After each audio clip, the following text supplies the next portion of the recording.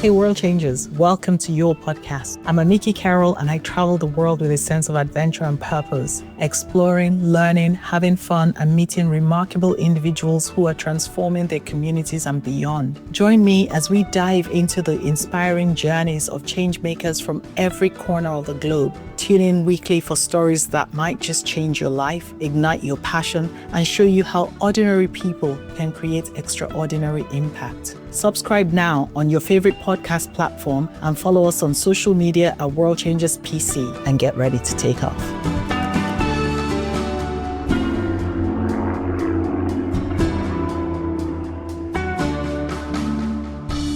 Okay, so Dr. Shroff, Yes. can you tell me who you are and what you do? So I'm basically a urologist and a transplant surgeon. Okay. And I qualified way back in 1978. Okay. And I was born in a business family, but I wanted to do something different. Okay. So I chose the medical field. It was completely different from business. So that's how I decided to take up the field. And then subsequently, after graduation, I found that the doctors don't make enough money in India. Yeah. And when I was doing my post-graduation, after, you do your MBBS first and then you could do your post-graduation, I got married. Right. And once I got married, I had a young family and I could not support the family with the money which I was getting from my hospital. I was working for the government. Wow. So I realized that I can't be dependent on my family to give me money. It was very shameful. 26, 27-year-old, still dependent on your family to give you some money to keep your life In today's going. world, that's more common than you can imagine. I suppose so. So then I decided to go to England, Okay. but the prospects were better. Right. And what part of India were you before you emigrated to England? So I was actually in a place called Patna, where I graduated from. Okay. I did my MBBS and post-graduation surgery from Patna. And then I came to Chennai, because Chennai is or Madras is where my parents used to be, used to live. They're not there anymore, but we have a home here. Yeah. So I came to Chennai to look for jobs, but I didn't find anything satisfactory. So that's why I left for England and took the exams there, qualified, and started working in the National Health Service. Okay. It was very good for me to do that because, till the time my perspective and my vision was very limited towards you have a blinkers on kind of thing. So when I went to England, I realized how to be a good professional, Yeah. how to dedicate and give your best to your patients. I didn't learn too much of surgery. I did a lot of surgery in India. Okay. But what I learned was the professional touch of being a good doctor. Yeah. That was very important. Yeah. And I realized the ethics of medical profession, how we should keep the ethics of medical. So I learned a lot of those good practices. I did learn surgery. I can't say I didn't learn. But I started my urology career in England. Okay. Really? Yes, I didn't do any urology in India. Oh, interesting. So urology is a science where, we don't necessarily cut as a surgeon Yeah. to the body. We go through the natural passages and look inside the body and do the treatment. Okay. So they're called, in fact, the urologists are called the peeping toms of Mother Nature. So that's what I was very fascinated because we were operating with the camera, looking at the screen, looking inside the body. So urology is, one of the, subspecialties of medicine, which has really helped, the surgical aspects of medicine to grow Yes. towards a non-invasive way of doing things, where you don't necessarily cut the body. You go through a small holes and are able to achieve the same results which you do with an open procedure. So that way the patient has less pain, And less downtime. less discomfort, less downtime. Yep. So we admit a patient, let's say today, tomorrow they have surgery, day after they're home. Yeah. So that is what the incredible thing about urology is. So we were the ones who actually started the whole non-invasive way of doing surgery in the body. Not many people know that. And then the gynecologists took on a little bit. And today, of course, the whole world, the whole surgical field is on non-invasive way. Yeah. The general surgeons and everybody, the ENT people, the neurosurgeons, they all want to do it non-invasive way because you cause less trauma to the body Yep. and the healing is better. Yeah. And with all the technology today available, it is much easier to be able to do things with precision because the magnification is so big on the big screen. Yeah. So, with all the robotics available, the medical science has really advanced, It really has. especially in the last 25, 30 years. And now with AI. With AI, exactly. Yeah. So, things have gone very fast. So, urology was one specialty which actually, took surgical field towards that side. Yeah. And how did you transition from urology to running the Mohan Foundation? Oh, that's somewhat a long story, but I'll try and make it concise. So, I went to England in 1983. Okay. I learned my kidney transplants in England. And I came back in 1995. Okay. In India, unfortunately, a lot of organ commerce was happening. People used to buy kidneys from poor people who used to donate. And a lot of, Arabs from Middle East used to come to India to get a kidney transplant. Yeah. So there was an exploitation of poverty. And this used to be flashed in big news when I was in England. And my fellow colleagues would be, smirking at me many times, saying, "You're going back to India. Are you going to do all this?" Oh, wow. Obviously. And, in England, I was kind of representing the 1 billion people. You're defending your country. Yep. Tell me about So it. sometimes you'd feel very shameful of that. Yeah. And that would keep me, sometimes it used to keep me awake at night because I used to think, I'm going to go back. How am I going to, live? What kind of practice I'm going to develop? Yes. Am I going to get into this kind of cesspool of organ commerce to survive? Yeah. So that kind of kept me always thinking. But I always wanted to come back. I wanted to come back because I felt a bit alien, I must say, in England. Though I could speak English, but I always felt like a second-class citizen. And I lived there for 12 years, and I always thought, and I don't belong here. Wow. I must go back to India. And I had trained well in England. I had worked in some good hospitals, and I had trained very well. And my consultants were ready to support me, to put me in another hospital where I could be a consultant. Well, I was very happy with my work. But I had decided in my head that I must go back. Many people don't return back to their countries after having spent so long in a more advanced country like England.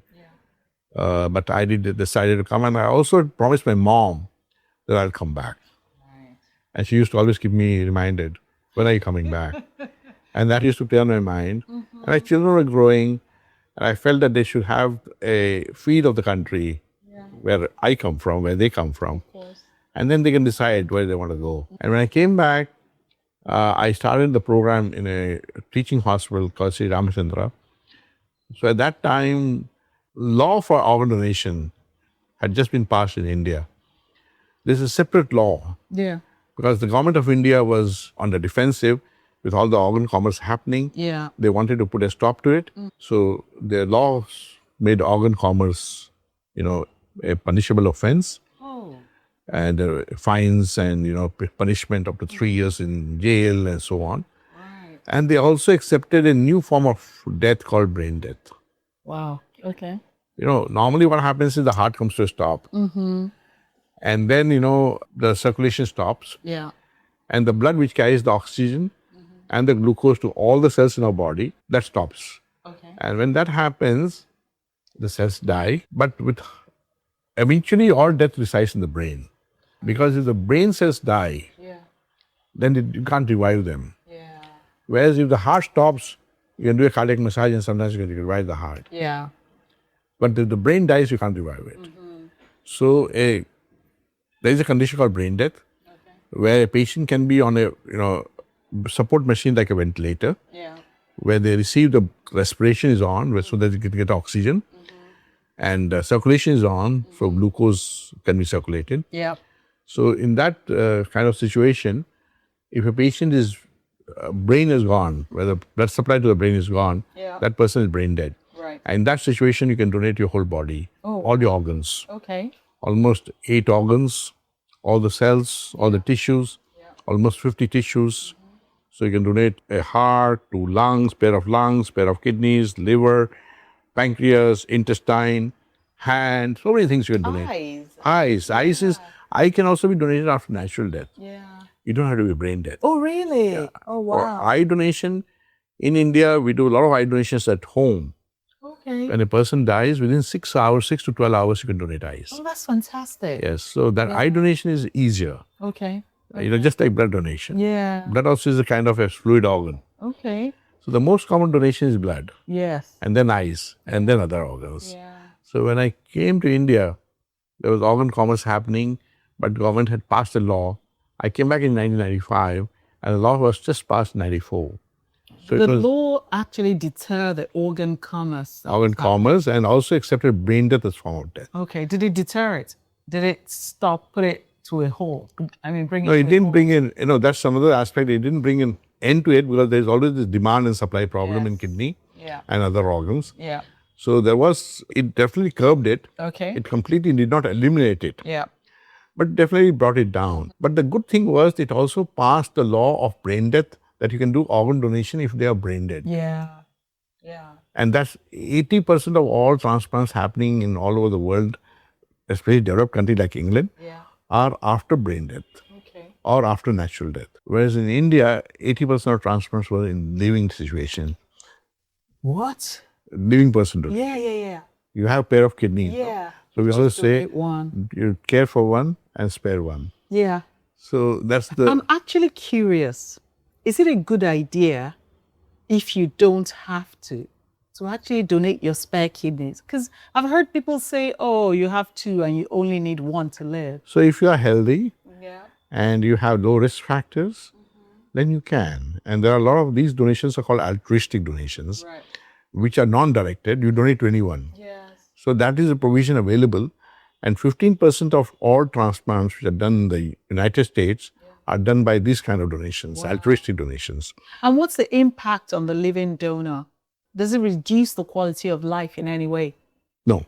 Really? You can The live with... living donor is more healthy than a normal person because we don't just take out a kidney. Okay. We do a lot of investigations Right. to ensure that you live to be healthy. Okay. So normally the quality of life is good, especially if you do it out of altruism. Yes. You want to help somebody in that case. And in the long term, the only thing is they feel that you may have a slightly higher incidence of hypertension, blood pressure possibly. But generally speaking, they have a healthy life. Okay. But having said that, in India, we have smaller kidneys compared to the Western world. Interesting. Yeah. So in India also the incidence of diabetes, Yes. is blood sugar, Yeah. and hypertension is high. Okay. So we are a bit worried because we are prone to that genetically. So we are worried that if young person donates in India, then at the later age they could develop this and they develop a kidney failure. Yeah. So we don't have long-term study. Overall, the disease donation is less risky, whereas person is already dead and they donate organs. Yes, of course. And you asked me a question, why did you start Born I Foundation? did. We're going to get to it. So Now I'm getting to get to it. So when I came back from England, I had trained myself in disease donation or after brain death organ donation, and nobody was doing it. The law was there, just been passed. So it was some kind of a message from perhaps, I don't know from where, that you should get into this. we're divinely directed. Perhaps. So when I started, I first did this disease donation in my own hospital. There was a lot of resistance because something new to adapt is not so easy. So there were a lot of resistance, but slowly I managed to convince my administrators and my top management. And I did a lot of workshops in the hospital. I did a lot of awareness in my hospital. And we made disease donation happen in my hospital. So I realized the challenges in disease donation, how it is a big teamwork. There are so many stakeholders involved in this. And it's not easy to do. And it disrupts your whole kind of routine, normal routine of work. But it happens in the middle of the night, you're operating the whole night, again you come back next day to work. So I realized that this requires a little bit different approach. And it requires a lot of training. It requires a lot of awareness. It requires certain policy changes. So that's why in 1997, I came back in 1995. In 1995, 97, we started this non-government organization called Mohan to become a support group for the whole organ donation, disease donation program in the country. And that's how we started. So the first 1 or 2 years, we did a lot of awareness in the society, especially in Chennai where we started. And then we went on to do other things like training, capacity building in the program, with not only training for people who will support the family. How do you ask for organs for the relatives when somebody is dead? Such a difficult conversation. Yeah. At the time when they're most vulnerable and Absolutely. So, people are angry. People are frustrated. And at that time, we go to ask for organs. It's not an easy ask. So we started looking at all these areas and then realized that nobody really wants to approach the family for donation. But eye donation is very popular. So we devised a mechanism, ask for eyes first, test it. And you say yes for eyes, ask for the organs. So we made the ask a little easier for the intensive care people. But they refused to ask. wow. So then I realized that first I had to do this. So then we put this little caveat that do this, it may work. And many people will not hesitate to ask for eyes. Ask for eyes, wait for some time. They say yes, then you tell them that you have this option of donating other organs of your loved ones as well. And that also, that the penny dropped and people started using that You've approach. already donated. So these are all simple, ways of making sure that how to make this difficult program easier. So we started doing all this training of the counselors on they're called transplant coordinators, how to do counseling for grief, how to support the family. Many families say yes, many families say no, more families just say no. But if you continue to support the family, many of those no's will turn to yes subsequently. You just have to support them. Just take care of them in their moment of trauma, in their moment of grief, extreme grief. Just support them with emotional support. Take care of their small needs. They may be hungry, they may be thirsty, they may just want to sit somewhere alone. Grief is something, again, which is very personal to everybody. And everybody handles grief in a different way. But there are various stages of grief. Yes. The first stage is, denial. It can't happen to me. The second stage is anger. Why it happened to me? And then, after anger, then there is, a little quietness, a little acceptance and depression. So there are various stages of grief. So we teach our coordinators or counselors how to handle those various stages. Some people go through the stages, they are just stuck in one stage, and some will move on. So we did that. And what's the window of opportunity? Because I remember, I was bereaved 20-something years ago, 25 years ago, deeply. And I remember being thrown into the different stages. I can't imagine how I would have reacted if somebody had asked me for any organs at that time, because it was very hard. Acceptance was very hard for me. And I remember going back to the hospital the next day, fully expecting the person to wake up. And so what's the window of opportunity in that case? We don't have too much of time in that, because patients are very critical once they're brain dead. So we would probably, sometimes we'd just have 24 hours. Sometimes you could have few days, 3 or 4 days. So it all varies. But on an average, about 2 or 3 days you get. Okay. In that period, you have to counsel the family, take care of them. So if they're pre-sensitized, if they already know about brain death, then it is a lot easier. But if they're not sensitized to the cause, that's where awareness helps. Where you're carrying a donor card in your wallet, and the driving license. So you're already, kind of sensitized, so the family knows about it. The decision to say yes is easier. Yes, of course. Whereas if you're not sensitized to it, then the decision can be like a shock. Do you still need consent after the person dies, even if they were carrying a donor? Yes, you do need. It's called informed consent. They may have changed their view, all you know. Interesting. So you still need, yes. Whereas, in certain countries it's called presumed consent, where the state will presume that you're an organ donor unless you express and say, no, I don't want to be an organ donor. Do you agree with that? No. That takes away your right. Okay. So Spain does that, and they have a good success rate apparently as such. But I think, it is more to do with sensitization. So when you pass something like this, what happens is the citizens know about it. Whereas nobody's going to discuss a morbid topic like organ donation in their drawing room or in the bedroom. Whereas this kind of clause, which is there in the law, makes people at school level, college level discuss it. So I think that's where the difference is more than anything else. And as you said, it's very difficult when you go through it yourself. When somebody approaches, it comes like a shock. Yeah. But then what do you think about is you come from dust and you go back to dust. So if some of your loved one is dead, you're going to cremate them or you're going to bury them. And it's quite common here to cremate people. Yeah. So there's nothing left in any case. Back to ashes. Yeah. So you can actually request the family that this life, your loved one is gone, and this can, help another 7-8 people to get a new life. Many will, go back, think about it, and come back and say, go ahead. Yeah. And do it. Yeah. And many of these patients are road traffic accidents. They're young people, unfortunately. So you see, death is always traumatic, but in a young, death is more traumatic. Yeah, of course. So, but if they continue to live in somebody else, so the heart continues to beat in somebody else, the eye continues to see the beautiful world, it makes a logical kind of sense to do that. Yeah. So many people will say yes. It's an enduring act of kindness. It's an enduring act, absolutely. You put it so well. It is an enduring act of kindness. A legacy which you leave behind. Absolutely. A wonderful legacy, a very noble act. Yeah. No, more noble than the most noble act, in fact, of life. So many will say yes to donation that way. Yeah. So we kind of train, we over the years have learned how to train these counselors.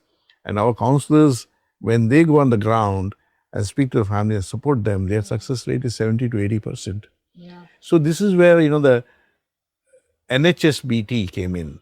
Right. Because the NHS-BT were having problems with the consent rate in the BAME community. That's true, because they've actually come to one of our events. You're right. They are desperate to reach. People. So their consent rate in BAME community is between 30 to 40%. Whereas the white population, the consent rate is almost 70%. Wow. And the waiting list, because the BAME community patients, like I told you, South Asians especially have a smaller kidney, and diabetes is more common. Yeah. So the waiting list and the number of patients going on waiting list is higher from the black population. Really? Yeah. Are black people also predisposed to having smaller kidneys, just like? No, not necessarily. Okay. Right. But they are prone to, diabetes and organ failure, hypertension. So that way they are more prone to organ failure. Okay. So the waiting list for BAME community is higher than the white population in proportion, whereas the donation rate is lower. Yeah. So when NHS saw our success rate of 70% in India, that's when they realized that we should have the expertise on how to counsel families. And that's why I signed the MOU in House of Lords and had an MOU with NHS-BT and NHS Blood and Transplants it's called, to see whether we can share some good practices and help the BAME community's consent rate to go up. That's fantastic. And that's where we signed the MOU in 2015 with NHS-BT in the House of Lords, I really think culturally we've got to find a way of having those conversations. Yes, absolutely. It's extraordinary, some of the things that I hear people, certainly from my culture, say. That some people have this belief that they should be buried whole. Yes. What does it matter? All of that whole will turn into dust. Exactly, eventually. Yeah. So if you look at the larger cosmos kind of philosophy of this cosmos, which has got almost 3 trillion or something planets and so many stars, we all apparently have come from the Big Bang. Our atoms in the body, be it hydrogen, be it oxygen, be it nitrogen, be it carbon, it is all being recycled. You can't destroy atoms. Right.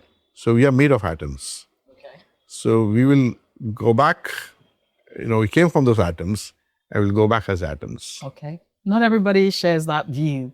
Some people, have a more spiritual... So there are 2 things. Mm-hmm. You may believe in soul and you may believe in body. Right. I'm only talking about the body. Spirit. I'm talking only about the There's body. even the extra layer of spirit. So it's not just soul and body. Yeah, whatever. But your body is made of, certain mass. It's got Certainly. protein, it's got carbohydrates, it's got fat. Dust we come and dust we have to go return. back because that's where all our atoms have come from. Absolutely. The spirit and the soul may be different. That's more abstract. Yeah. But the body, we are only talking about the body. Yes, absolutely. Yeah. The body can be, that's why you say we can recycle your body. Yes. And that's the reason. The ultimate Ultimate recycle. recycle. So, don't be so possessive about yourself. You have to go back to the earth from where you came. Yeah.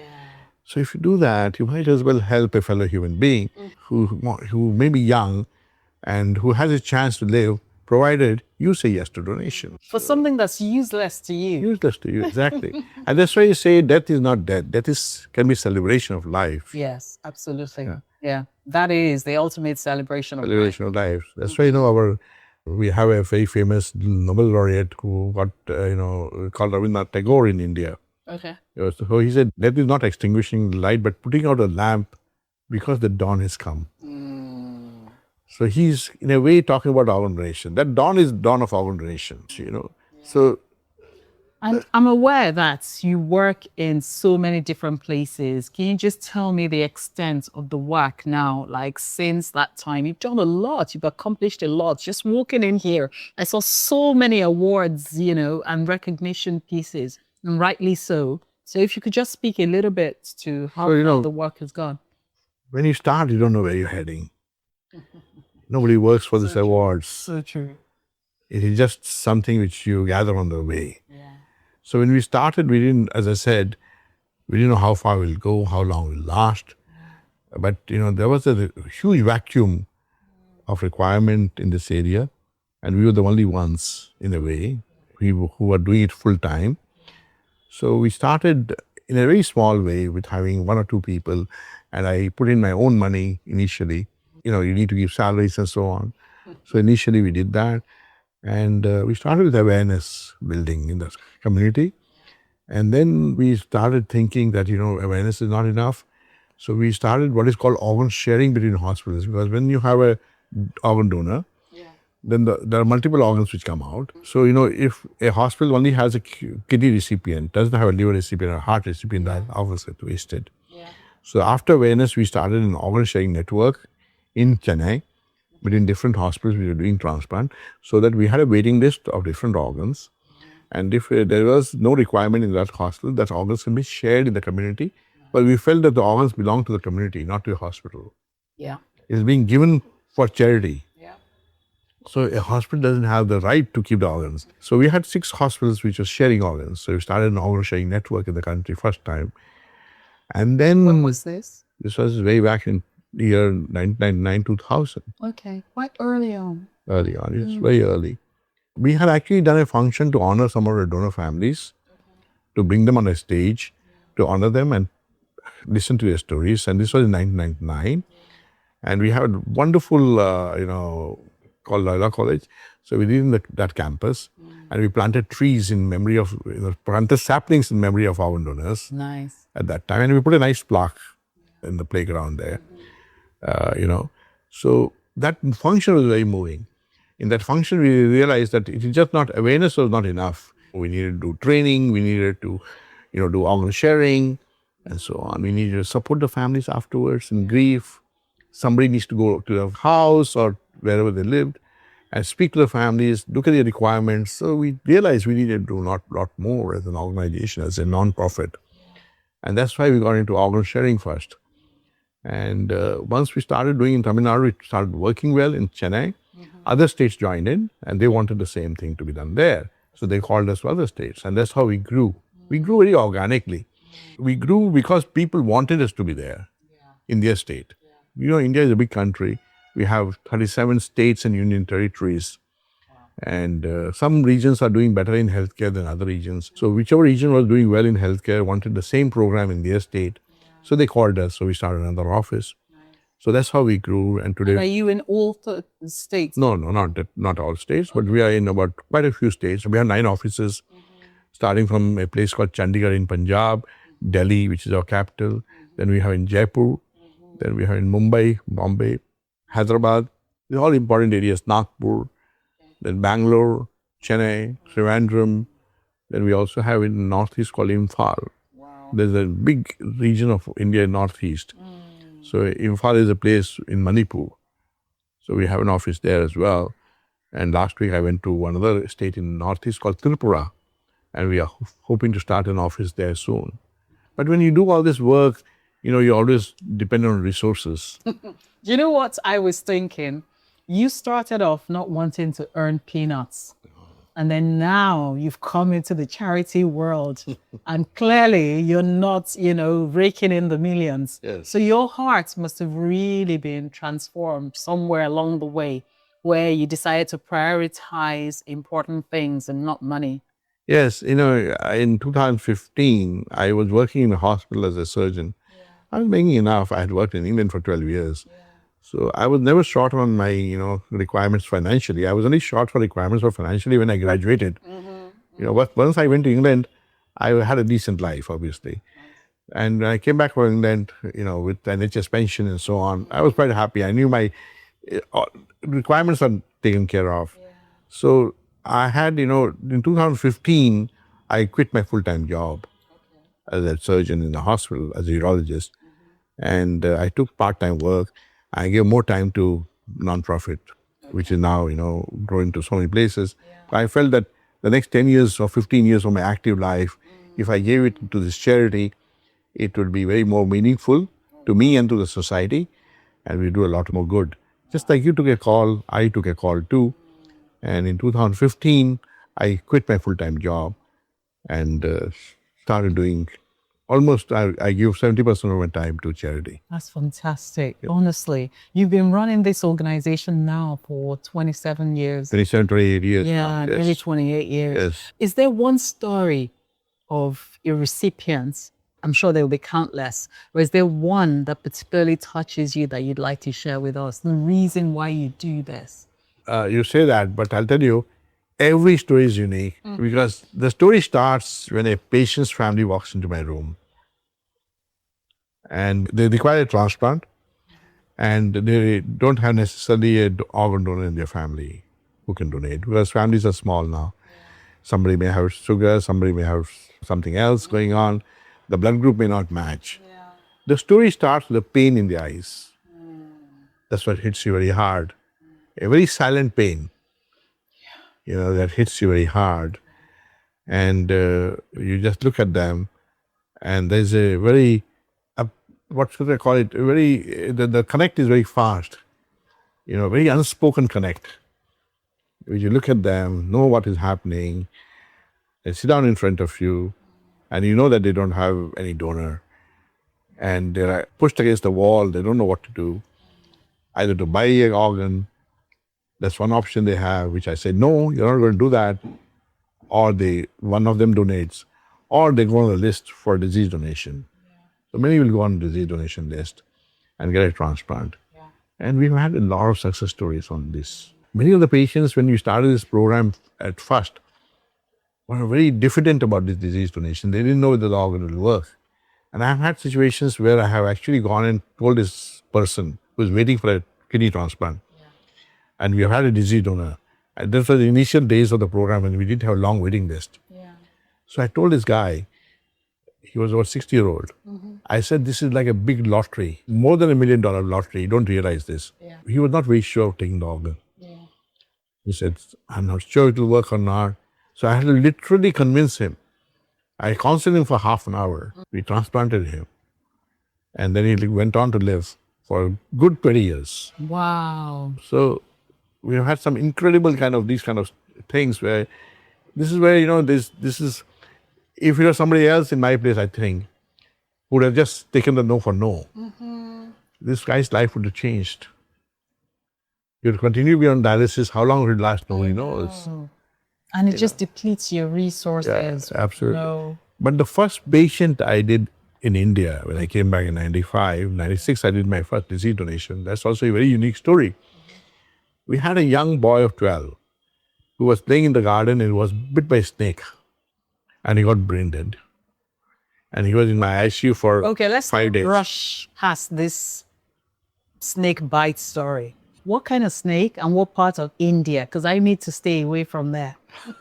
So actually this was in a slightly a rural setup, Okay. and it was a cobra, Wow. most likely. Okay. The snake cobra has what is called neurotoxin. It hits your nerves. So it was a cobra's bite from what we knew. Okay. And this is just an accident, to be honest. Yeah, of course. It's an accident. It's not going to bite you, don't worry. I'm not going to those rural areas. It is not going to bite me. So that's it was snake bite. Okay. But the thing about this case was that he was a 12-year-old. So we waited for 4 or 5 days thinking that the venom may go away. The boy may wake up. He didn't wake up. And since he was brain dead, the father was very kind of, very depressed. He said, "Doc, do what you think is right." And he agreed to organ donation. He donated organs of his son. So we got at that time 2 kidneys and 1 heart from that boy. And I transplanted both the kidneys into 2 women, one a 48-year-old, another was 52. And it continued. Even, in fact, I lost contact with one of them, but the other one is still coming to me or follow up. They're still alive, doing well, free of dialysis. Wow. I mean, these are incredible stories of transformation of life. Yeah. And I hope the boy's father can take comfort. Yes. Looking at, 3 people having a second chance in life. Yes. That's the ultimate, the best thing can happen.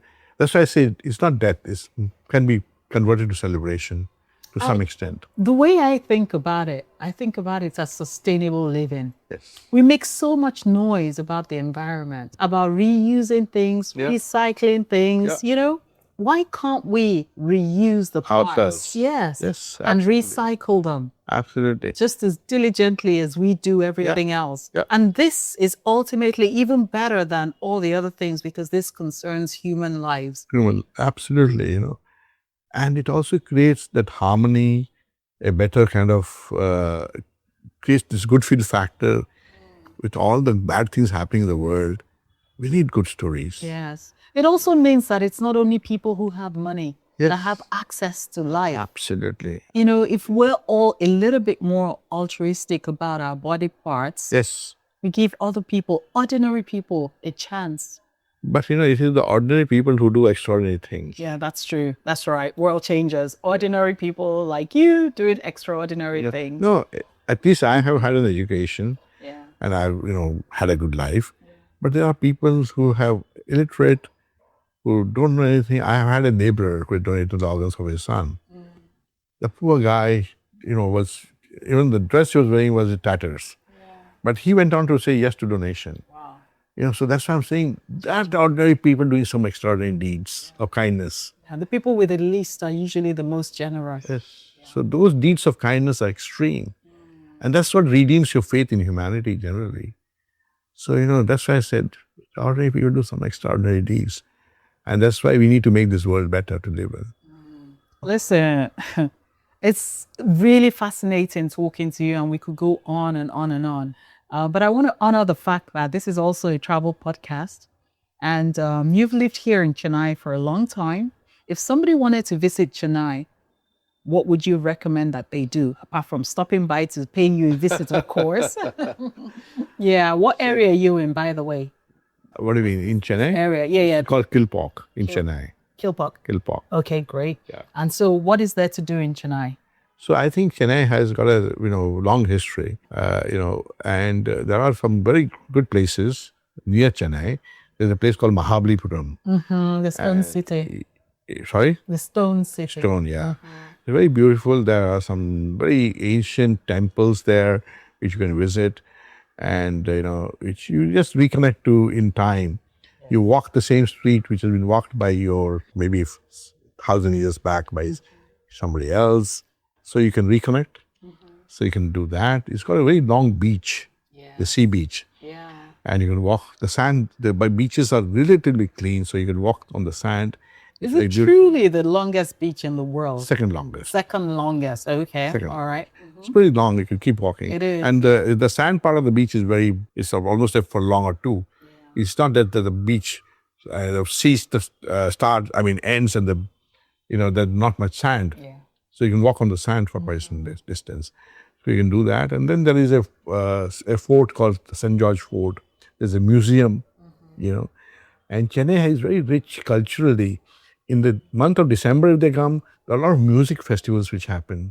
And that's what Chennai is now famous for, the musical festivals, the Indian musical festivals.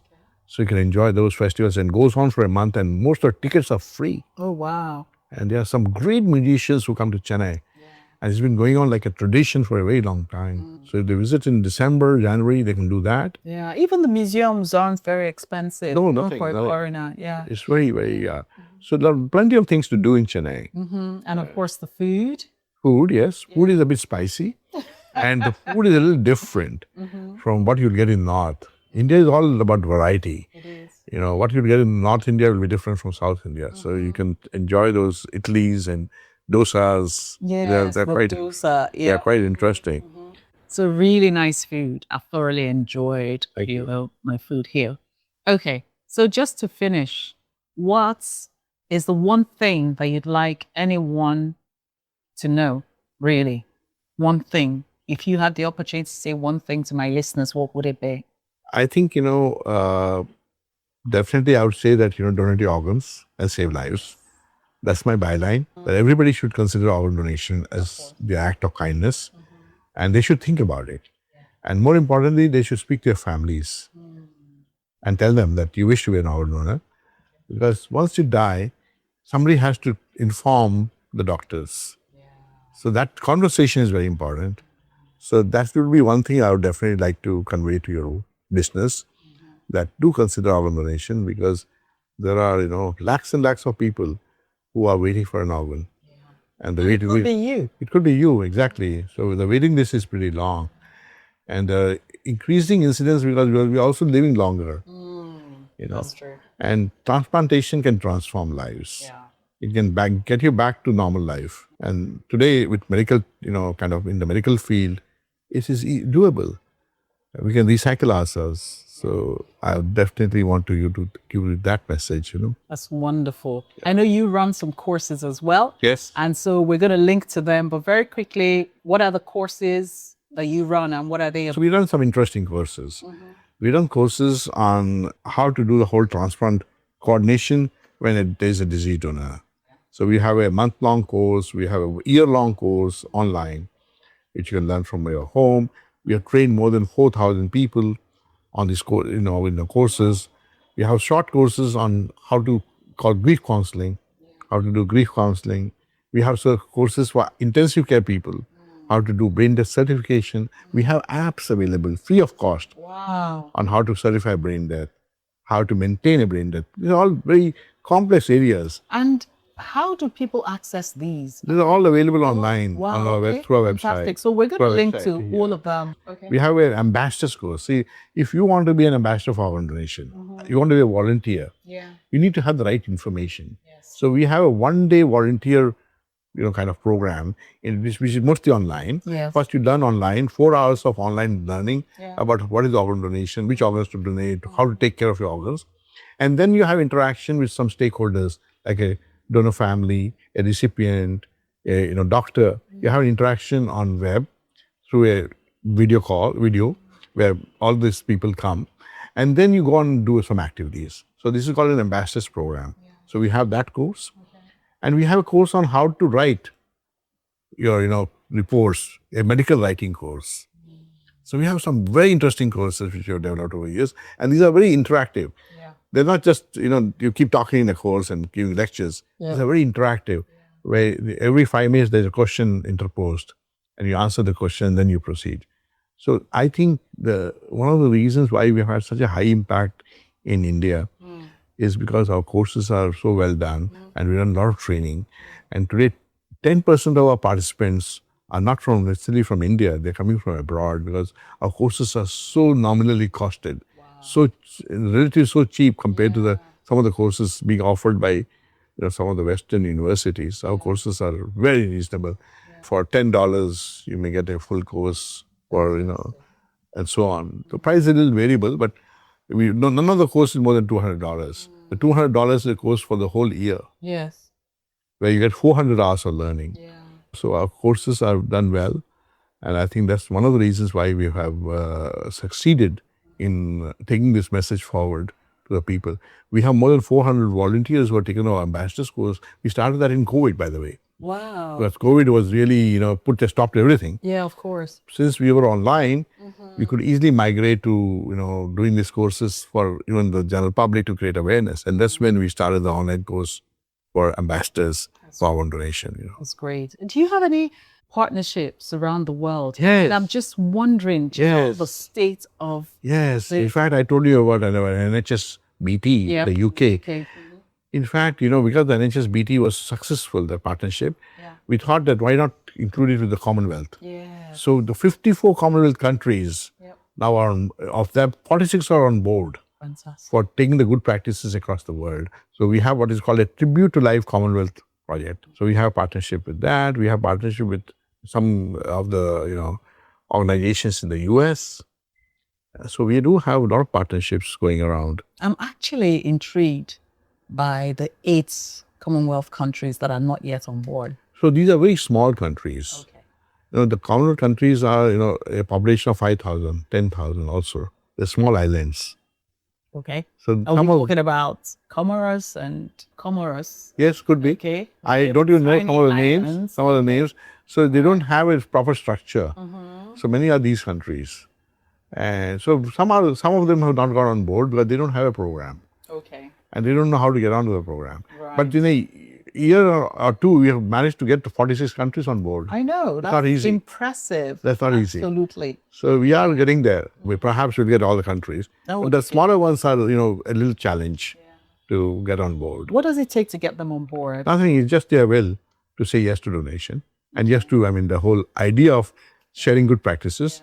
And then someone from the Ministry of Health. Yeah, Ministry of Health. Yes, exactly. Okay. Or some hospitals will come on board. Yeah.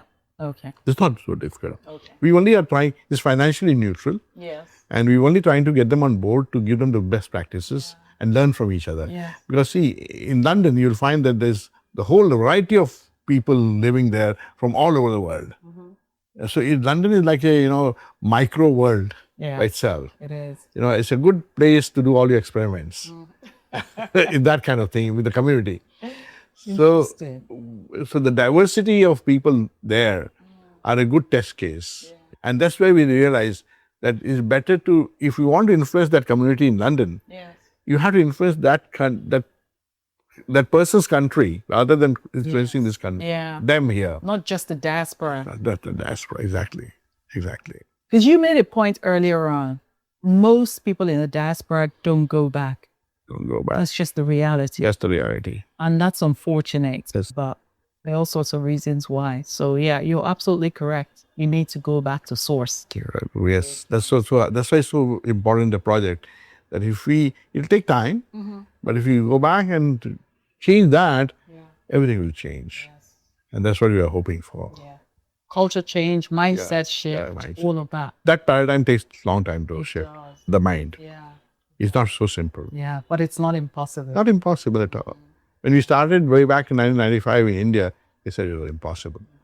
Even the word impossible says, I am possible. Absolutely. So that's what we think. Yep. You just need ordinary people doing extraordinary things. Right. Absolutely. Absolutely. Dr. Shroff, thank you so much. It's been wonderful to talk to you. And I can't wait to continue this partnership that we've started. Thank you. You truly are a world changer. Thank you. I'm sure people would be better off now knowing about what you do, but also being inspired to get on board and do the same, because it is very important. I think, people should not stop dreaming. If they want to do something, they should do it. You should just take that forward and you will get your goal eventually. Don't look for results. Just keep doing what we call your karma. Keep doing what is right for you and right for the people, and you'll get there.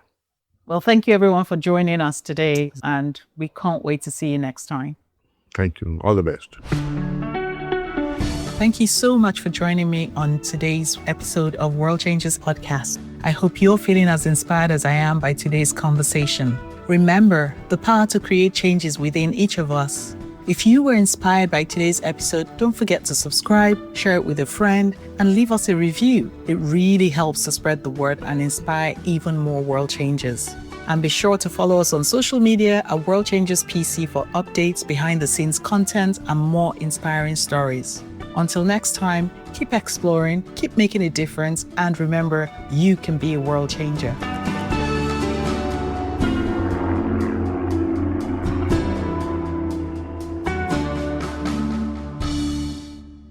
The World Changers podcast is produced by Humanized Live and presented by AmickyCarol. Visit theavocadofoundation.org to find out more about how the Avocado Foundation is tackling global inequality through education, stewardship, and financial literacy.